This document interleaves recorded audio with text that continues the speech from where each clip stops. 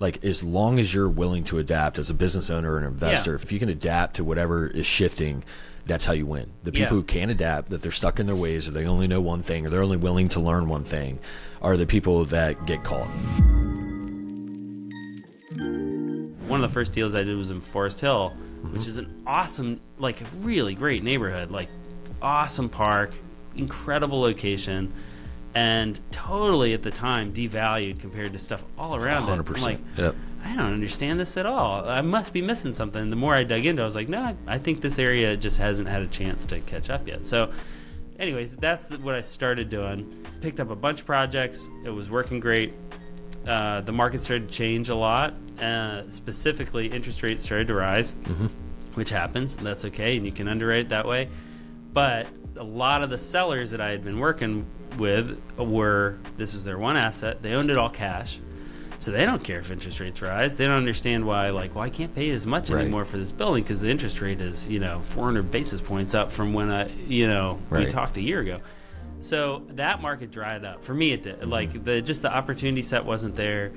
The guys who were out of town were now, like, underwater on some of their stuff, and so they weren't willing to sell at what they thought was a basement price, and the guys who owned it all cash weren't. So I started to pivot.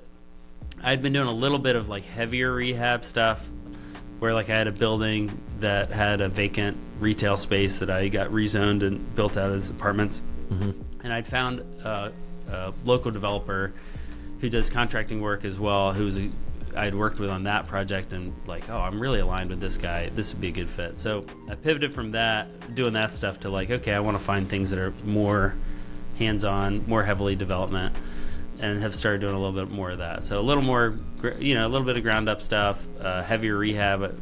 He and I bought an old theater that's on the north side that had been, just totally neglected as a building. Really cool building, but just like the roof had been leaking for like a decade, and it was just garbage heap.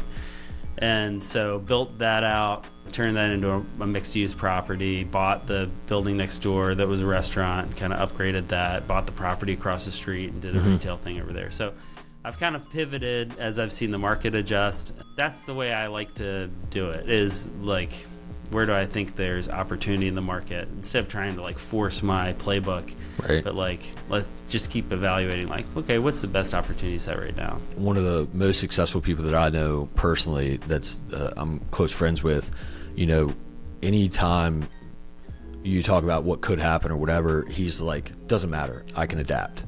Like, as long as you're willing to adapt as a business owner or an investor, if you can adapt to whatever is shifting, that's how you win. The people who can't adapt, that they're stuck in their ways, or they only know one thing, or they're only willing to learn one thing, are the people that get caught and get caught up in things. So, because a number of times I've asked him about his background. Hopefully someday I'll get him on the podcast, but have asked him about his background, and I always ask these questions about, how did you end up where you are now? And he's just like, I'm just willing to adapt. Like, I just go where I think things need to go, and I'm willing to learn these new things and put in the effort. And I think the willing to learn is the biggest part of that.